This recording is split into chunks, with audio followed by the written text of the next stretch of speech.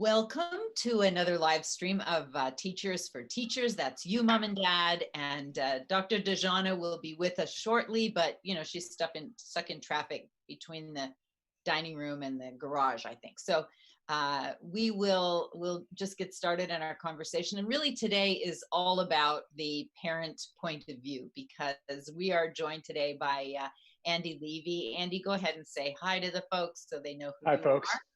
And Andy is the head of marketing and communications for 2-Bit Circus, our partner company. And so Andy and I have worked side by side for the last couple of years, well, until March at least. Now we work virtually side by side. And we also have with us our usual Tim Griffin. We're so happy to have you here, Tim. And Tim brings both the parent perspective and the teacher perspective to the conversation. And hopefully we'll hear a little doorbell and Dejana will be joining us before too long. But let's get right into it. Andy, what's it like for your family? You have the 2 girls and mom is also working from home, I understand. So she's actually working out within her office. She's hold on. Now my kids have my phone and they're making phone calls right in the middle of this. So at first when this all started, we were all under one roof all the time, 24/7, 7 days a week, and it was an adjustment. And so my wife Elizabeth got called back to work earlier this summer in the office, so she's working outside. And then she also works at night doing another job from home.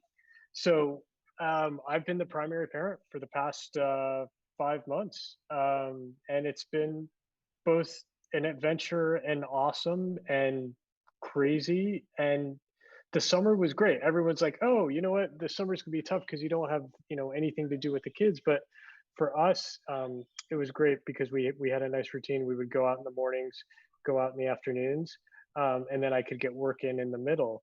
And now with school being back, I find it easier but more challenging in the fact that our day is pretty much set out for us. But in terms of activities and exercise and things like that, the kids get done around 2.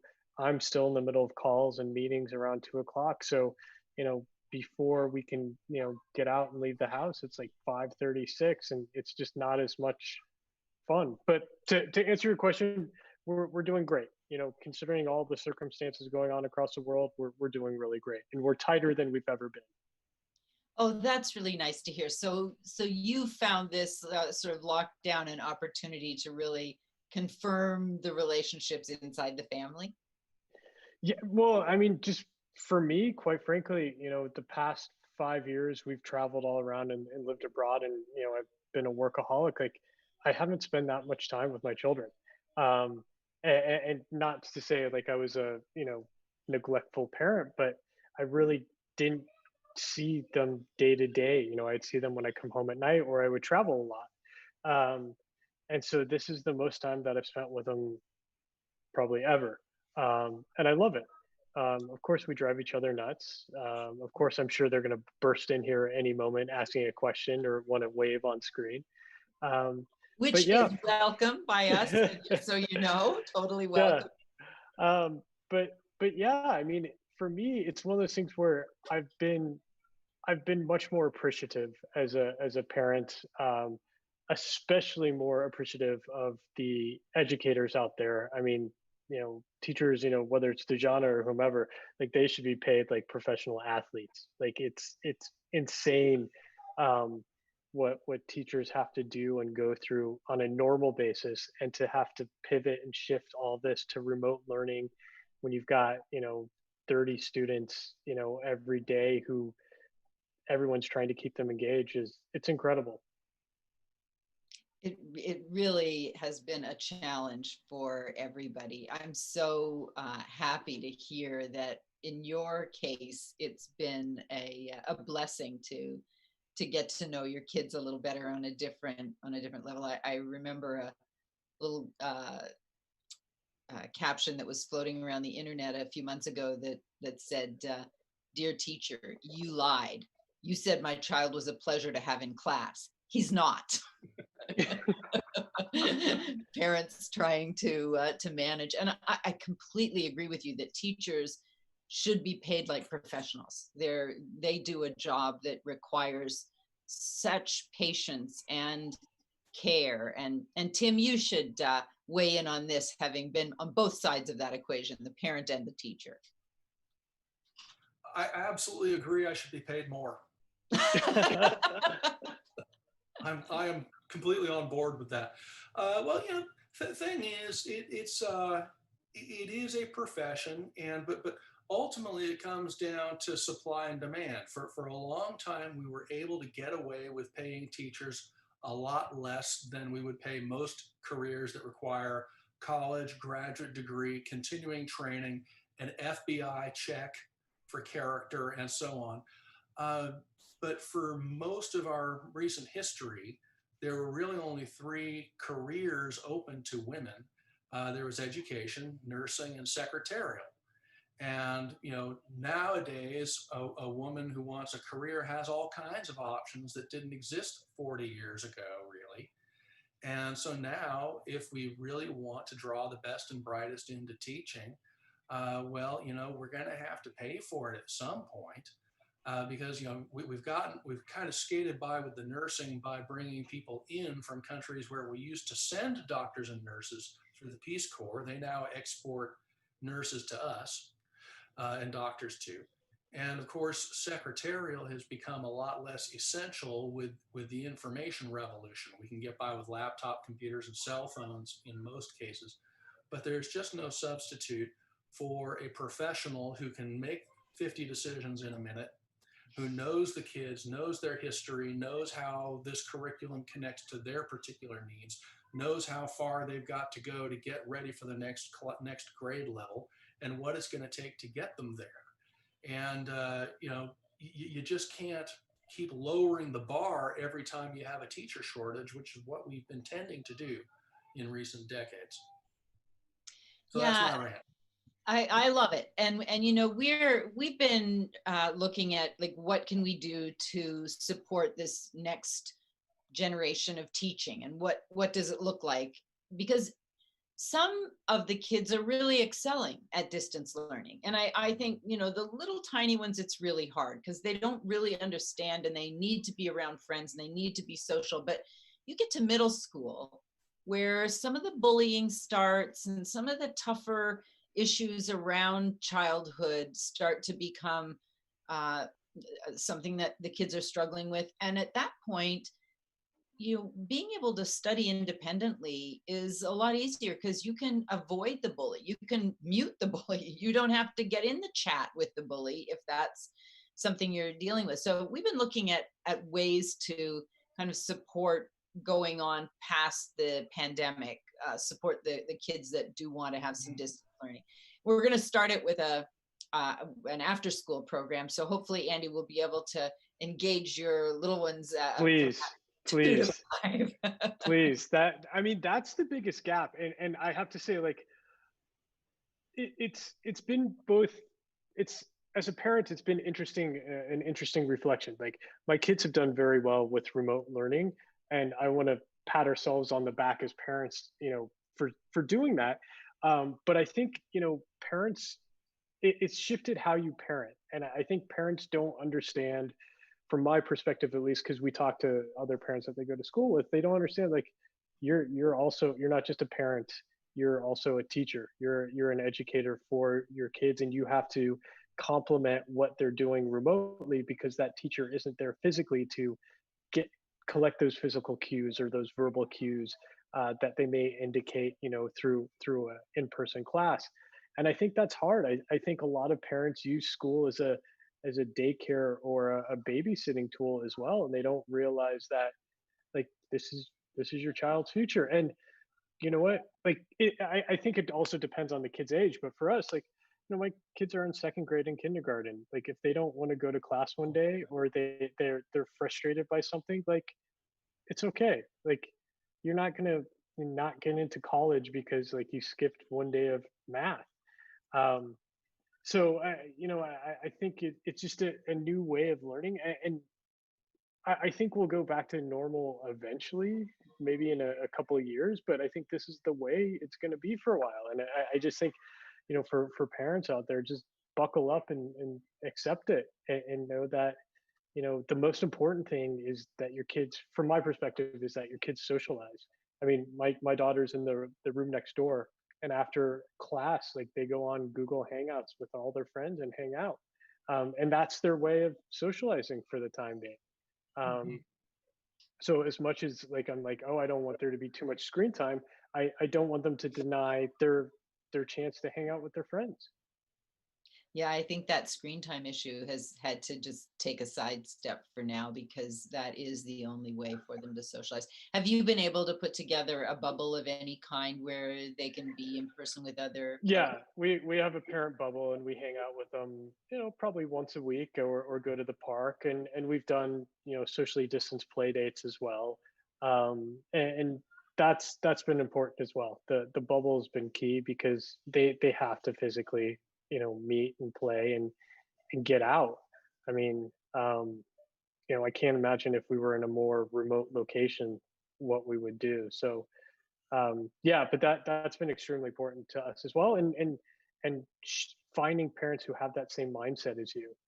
That's not always easy either, especially if you're new to a school, or, like, you don't get to interact with people on a daily basis. Yeah, with our thoughts about what made me think about the after school program and the school that we're trying to design is that our goal is to be able to pay the teachers like professionals. Since we don't have the bricks and mortar expense, it's really important to me that we be able to offer the teachers a real living wage that uh, honors the kind of work that goes into educating. The other thing I was thinking is the idea of, like, when you just said, Andy, about if you lived in a more remote area.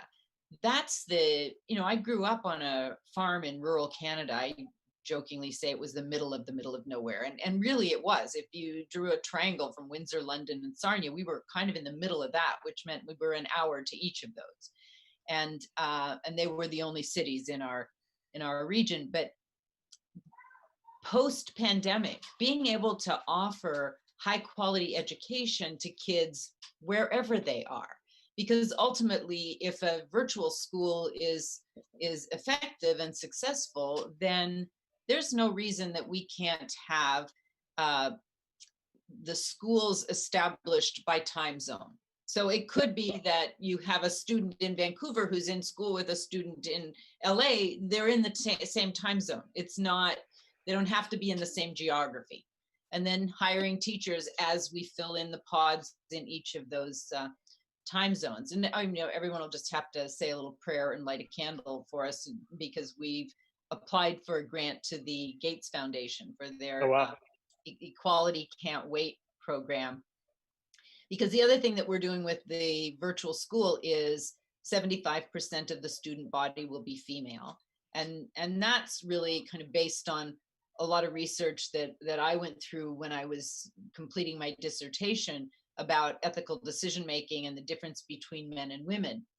And there was one study in particular that really struck me, and it was by a research team, Baker and Hunt, and they were looking at the ethical decision making within groups when they were mixed sex. So they tested everyone, and I'm sorry, guys, you're not going to like these results, but they tested everyone as they came in on ethical decision making, and the women tested statistically significantly higher than the men as individuals.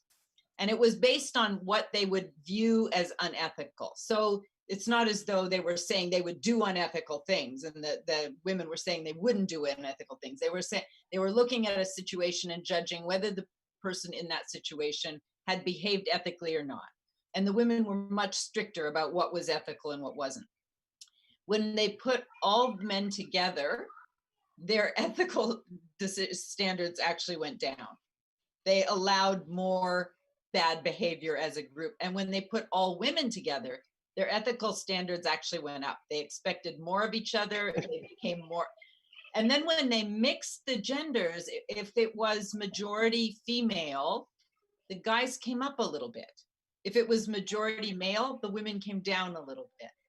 And it wasn't, what really struck me about it, and the reason that we decided with the school to make it a majority female, was if we want young women to have a real voice in the future of organizations, companies, social movements, governments, then we need them to be comfortable in their voice, not just with other girls. Like an all-girls school, they can become really comfortable and forceful and debating, but when they reach the real world, it's not the same. You do have to deal with, I mean, this is the morning after the first presidential debate that we're talking about. I mean, you have to be willing to and able to hold your own with a bully.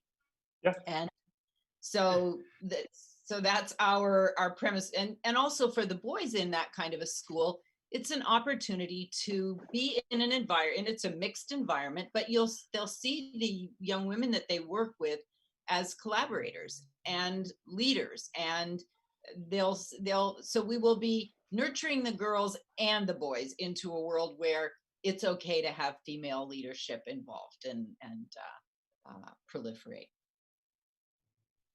I'm sorry, guys, to be the bearer of the bad news on that one, but that's okay. I just wanted to follow up on what you were saying there. One of my favorite comments about the debates last night was, for the next one, for the moderator, we need a mom who's been stuck at home with 2 kids for the last 6 months. Amen. You're so right. She's got to be able to wrestle them down. It's so right. True. Because, boy, somebody starts, going, it's like, ah! Shut it down. Yeah. Well, we also the stare. Yeah. We need the ability to shut off microphones when necessary. Yes, I don't know why. You can mute on Zoom. Why can't you mute in real life? Exactly. And I think, I hope I'm wrong about this, but I actually think it's a ratings decision over a effective debate decision. It's sort of like fighting in hockey. I'm Canadian, so hockey is in our blood, and the games that have more fights get better ratings than the games without fights, which is such a sad reality. But Tim has some really awesome material for home learning too, and it makes me think, like, first of all, I just ordered for the newborn baby Bushnell all of Tim's video or audio cassettes so that I can start educating Ellis before I meet him. And thank you so much. Of course. And I think what it makes me think about is that not everything is a sit down and do this. Like when the girls don't want to do math, there's something else that can be done. Like baking is a math class. Well, actually, we've been doing I mean, that's the thing that I think that I've learned personally. Like I've become a much better cook during this pandemic because I'm the primary at-home parent, but like the girls have wanted to learn, and I can cook well. That's not a problem, but baking is a science, right? Because like you can't like put a little bit more water or put a little bit more sauce or cook it longer or cook it less or turn up the heat. Like if you get something wrong baking, like it's screwed up. It's done. Like there's no replacing it. And so that's been something we've been making, cookies and brownies and things like that, and explaining to them, the different units of measurement and helping them understand and learn fractions. And it's been interesting. And like Austin, my eldest, has been she'll read. We just got done finished reading the first Harry Potter book, but she reads cookbooks as well. And just learning like what does 3/4 mean and what's the difference between teaspoon and tablespoon and all of those things. And she'll help us meal plan. And so I think it's educating them on things, just life skills as well. And I think that's important, that we've found throughout all this, that they're learning stuff that they probably would have learned, but maybe learning it much sooner. There was a really good article a few months back in the Journal of the American Association for the Advancement of Science, where they found that young ladies who were studying engineering for an undergraduate major did much better when context was added to the situation. So instead of just talking about building something taller, actually explaining why it needs to be this height, what's good about it, why is it important to have a bridge in this particular location.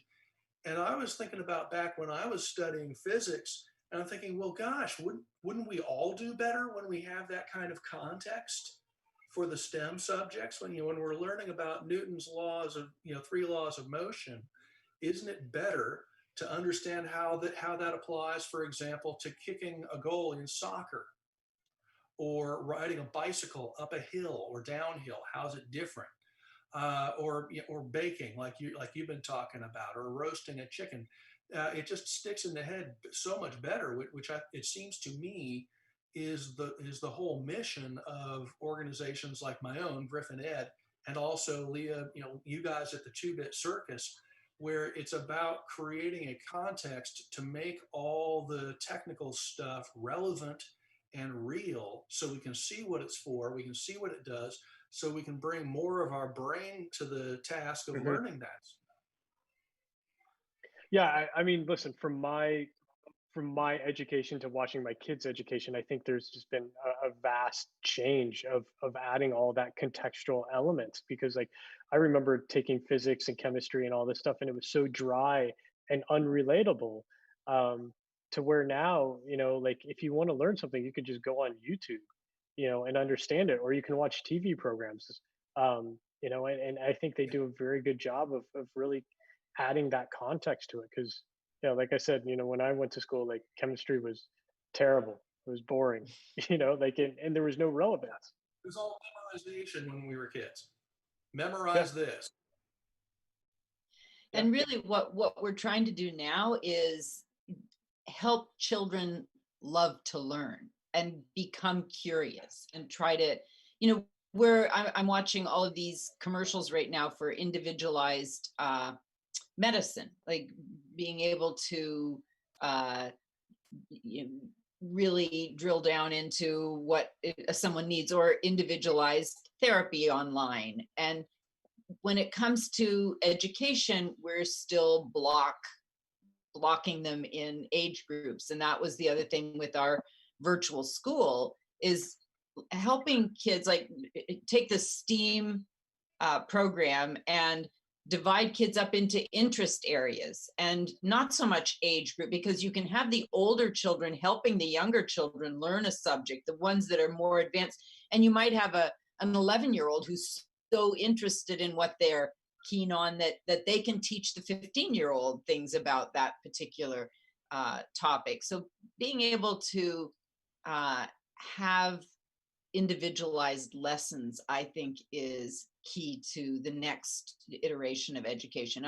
We sadly lost Sir Ken Robinson in August, and that was the first time I heard him speak. I was just dumbstruck, because I've been thinking the things he was talking about. He said them so eloquently and so beautifully for so long.